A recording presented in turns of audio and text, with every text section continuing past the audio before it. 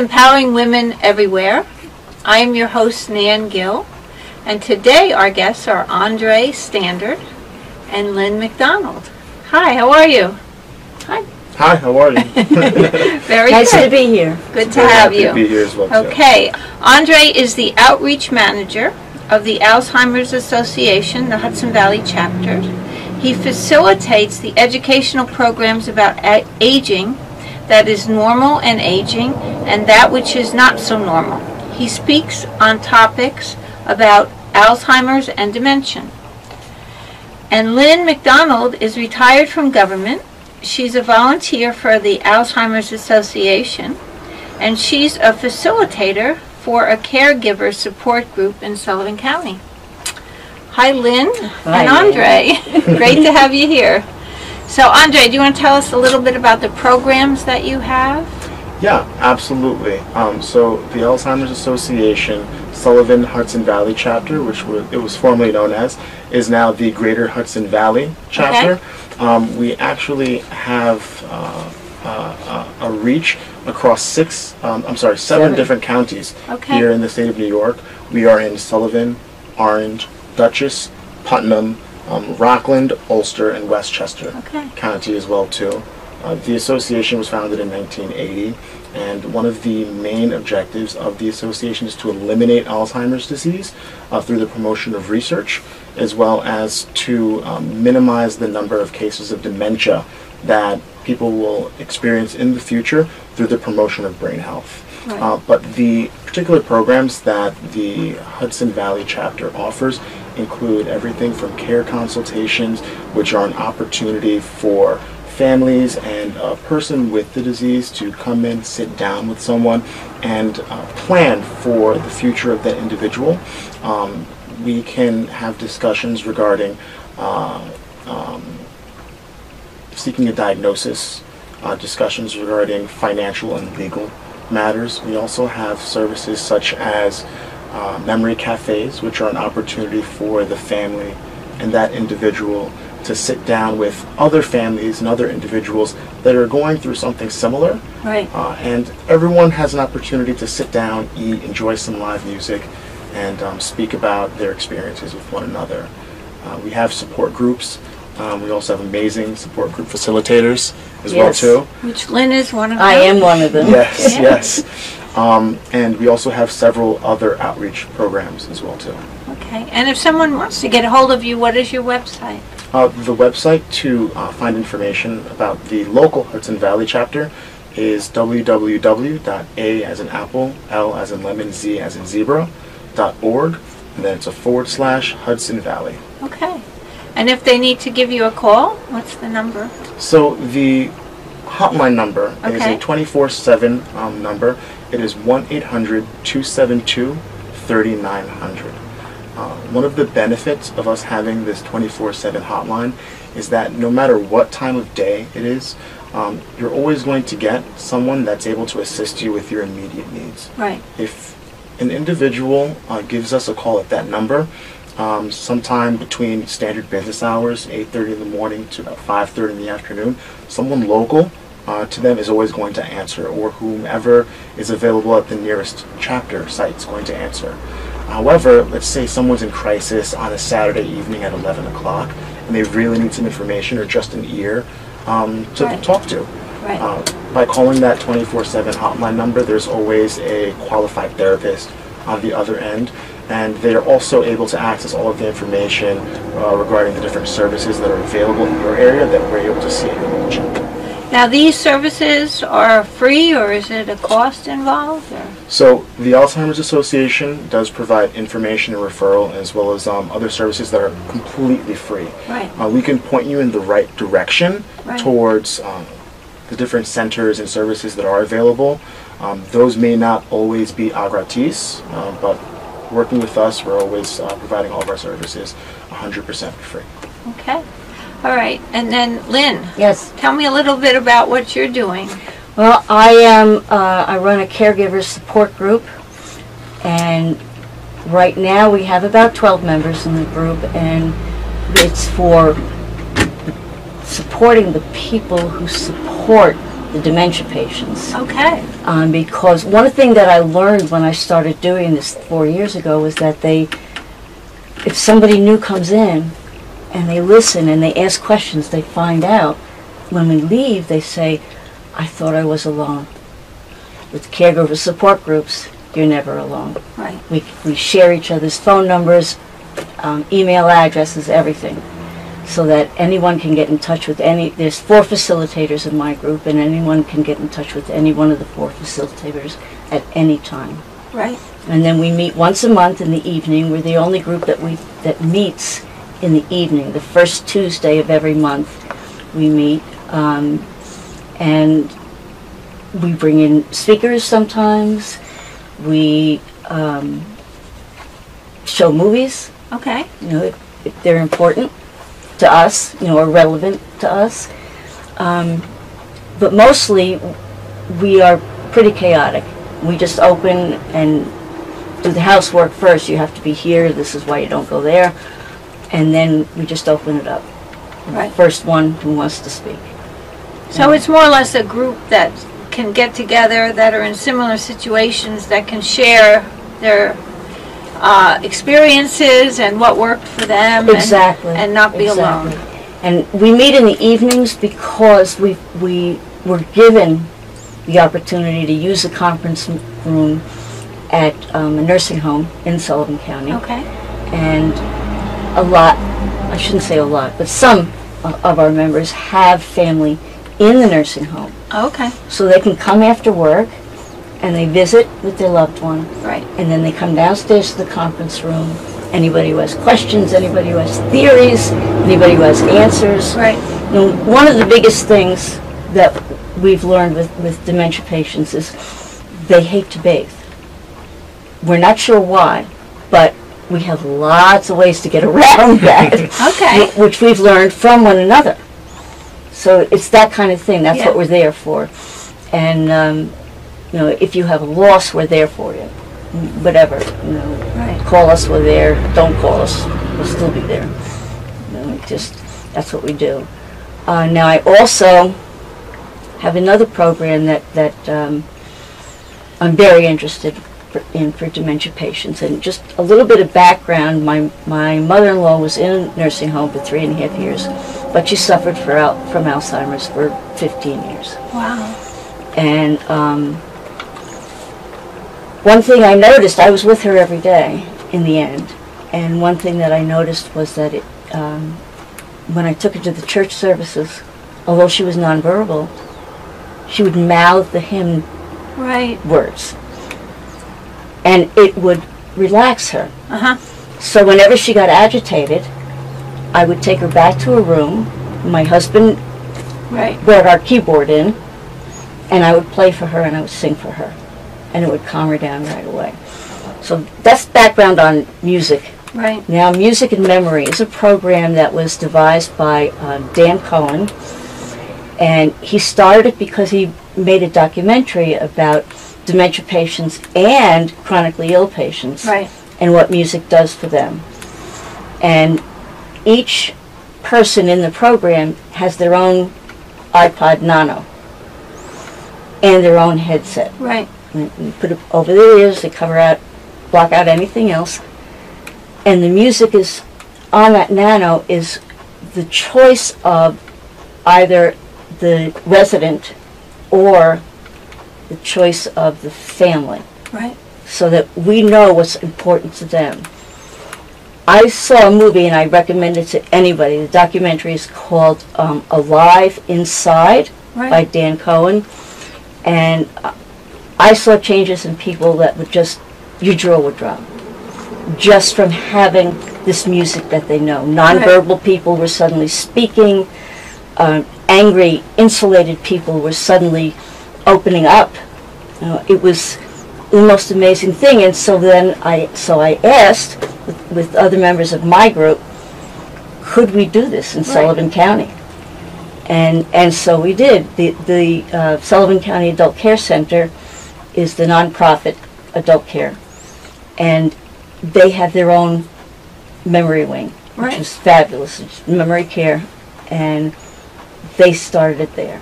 We went through all the learning everything. You know, we took the workshops, we learned how to do it, and I was the only one not an employee Right. of the adult care center that took all the classes so that I could then bring it to other nursing homes. Right. So you actually work with other nursing homes Yes, and get them started on this program. we're just starting on the for-profit nursing home, which is Achieve Rehab and Nursing Facility in Liberty.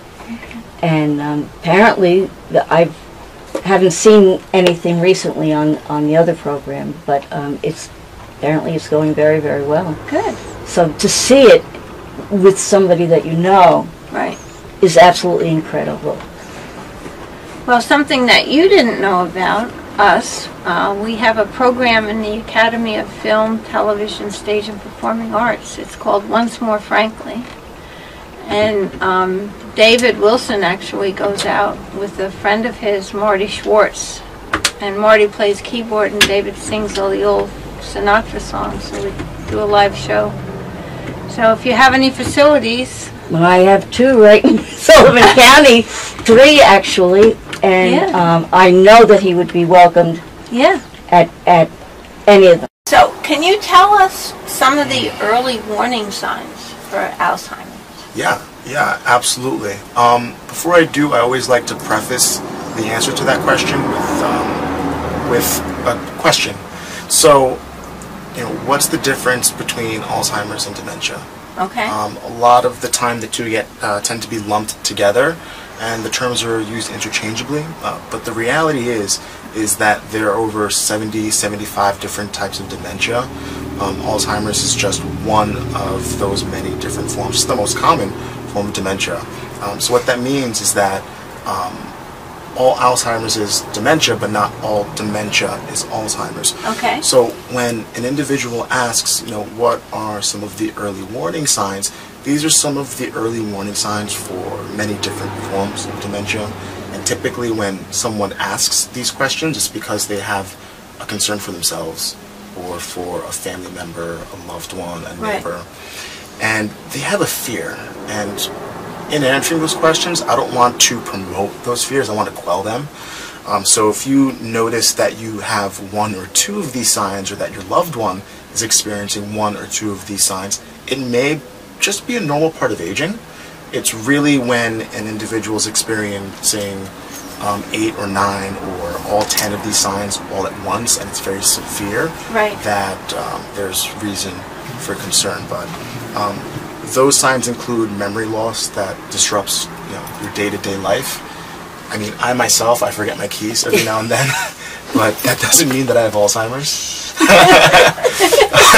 Yeah, so most people, we forget our keys, we kind of, you know, trace our steps back, and we're like, oh, I left them in the kitchen, the glasses, I have a problem. Yeah, but we're able to trace our steps back and find them. You have your glasses with you now. Someone with Alzheimer's may accuse a family member or loved one of having stolen them, or maybe think that the neighbor's cat came in and took the glasses out into the yard with them. Okay. Challenges in planning or solving problems. Let's say someone who has a familiar recipe, like for example, I have a grandmother who every single time she comes over to our home, or anyone's home for a holiday, she makes banana bread. It's the first thing she starts doing while everyone else is cooking, so that we all have a snack to munch on during the day. If for whatever reason she's having a hard time making that banana bread that she's made, as far as I'm concerned, thousands of times before, then that's an indication that there might be something going on as well too. Problems with budgeting. Does she put walnuts in? Sometimes. Okay. Very important. Yeah, very important. Gotta have that crunch. Someone that has always been independent and managing their checkbook. Right. You know, if you forget to pay a bill every now and then, that's normal. We're managing a lot of bills that are coming in and outgoing. Right. But if it's happening again and again and again, that's a serious financial issue that needs to be addressed as well too. And then confusion with time or place. That's a very common one that people are familiar with. And I mean, again, I may ask Lynn over here, hey Lynn, is today Tuesday? Today's Tuesday, right? No, it's Monday. It's Monday. Okay, thank you. So, like, that's a normal thing that we all do. Right. However, someone with Alzheimer's may be at a family function, and they'll say, "Hey, today's Tuesday, right?" And someone will say, "No, it's Monday." And then 10 minutes later, they may ask, "Oh, it's Tuesday, right?" Again, that's something that could be a sign of normal aging, and sometimes people just need that reminder. Right. Again, in cases with Alzheimer's, people tend to not just lose the day, they may lose the season. So it may be July out, and they might be going for a walk wearing a fur jacket. That's inappropriate clothing for that type of weather, right. And that's a serious health concern. Someone can easily overheat in a case like that. You also have cases where people begin to wander. That's another major issue with people that are affected with dementia and or Alzheimer's. So we actually do have programs that are designed as not an intervention, but a means of helping to keep track of a family member that might have a tendency to wander away from the home or go for long drives and not always make it home in the most direct route. Driving as well too. One of the things that a family member may notice in an individual who is showing early signs of Alzheimer's are signs of decreased judgment. So that same family member that's coming back from the grocery store, you might notice more dings, dents, and scratches on their car, right. Because they're not necessarily judging the distance the way they should be doing properly, or they may be exiting too quickly, right. Or might not be making the best decisions on the road, and then you may want to begin having that conversation about that person continuing to drive into the future as well too. That also affects someone's finances in the long run. An individual may begin to purchase more and more things off of QVC or the home shopping network. If you're losing track of how much you're spending on these items, you can purchase the same item again and again and again. And then before you know it, you can have spent tens of thousands of dollars on material that you and your family don't necessarily need. Right. Yeah. So if someone is experiencing these things and they give you a call, what direction would you, as in the Alzheimer's Association, give them? So one of the first things that we would recommend is we can do two things. They can speak with Margaret Miller, who is our helpline specialist, and she is the wizard of the directory of all the different resources that are available throughout the 7 counties that I mentioned before. But the second thing that we would do is we would refer that family, that individual, to come in and sit down with one of our care consultants who are licensed clinical social workers who are very familiar with all of the services that are available in the area that would benefit that individual, and that care consultant will sit down with that family and come up with a plan of attack or a caregiving strategy to help address whatever specific needs that family needs to focus on.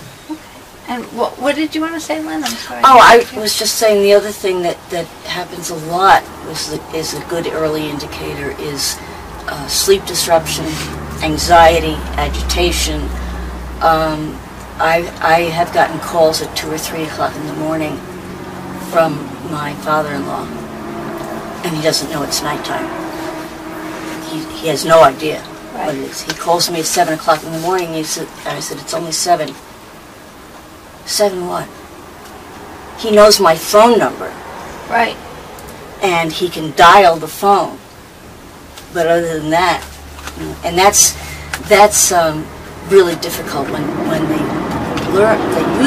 lose that ability to tell time, day from night, seasons, like Andy said, hours.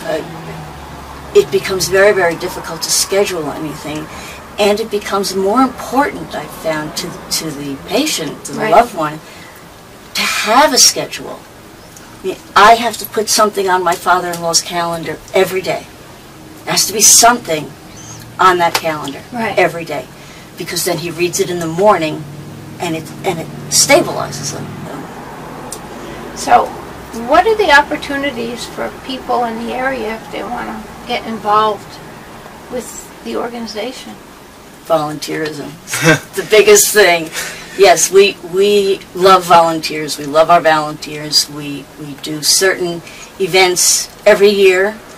We have, each county has its own volunteer corps and walk committee, and that is the best thing to do. Contact the 9-300-3900 phone number to find out where your local volunteer group is, and work from there. Also, right, even in the jobs, even in the office, volunteers will come in and do data entry work or things like that.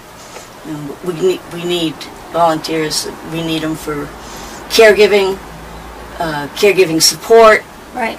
Anything that you can do. Right. Fundraising. That's we do everything by fundraising. Right. And the caregiving support, I mean, somebody who's caregiving and is 24/7, you relieve them at times. Yes, right? respite care. Yes. Yeah. So that if someone's stuck in the house and they have to worry about whether they're going to leave their loved one, you know, and their loved one's going to wander off or do something that will hurt themselves, then you have somebody that comes in while the other person gets a little break. Right. If someone were interested in volunteering, Lynn was right. All they have to do is call that 1-800 number. You want to give that to us again? 1-800-272-3900. Okay. And locally here at the Hudson Valley chapter, you would ask to speak with Susan Bunce. She's the volunteer director.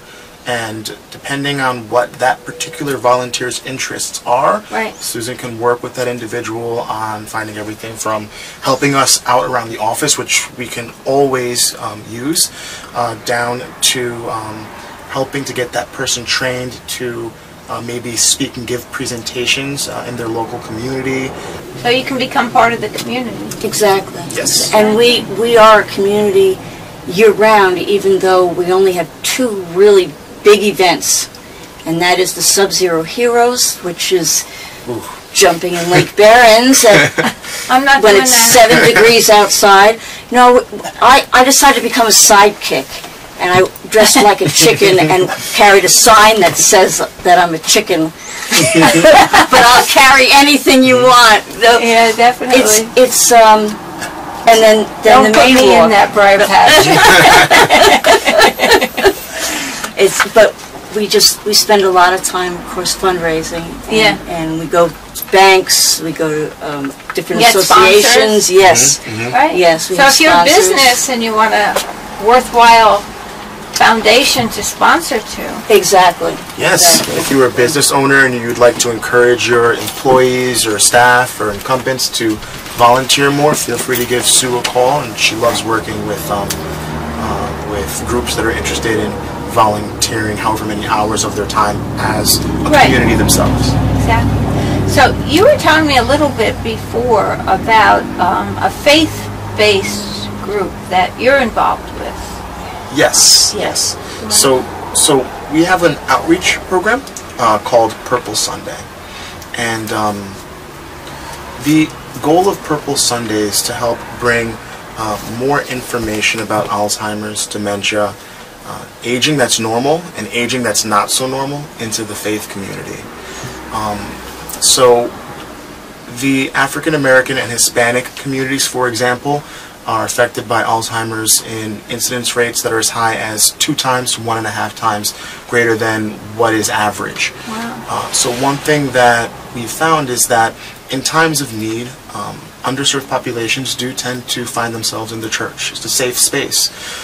And also what we find is that one of the reasons that many of these underserved populations are experiencing a lot of these high incidences of Alzheimer's or dementia is because of a lack of information as I suggested before, what is normal and what's not so normal. So what we're hoping to do is we're hoping to foster stronger relationships with the faith communities throughout Rockland, Orange, Sullivan, and the other counties throughout New York in order to bring a day of awareness where we would encourage congregation members to wear purple.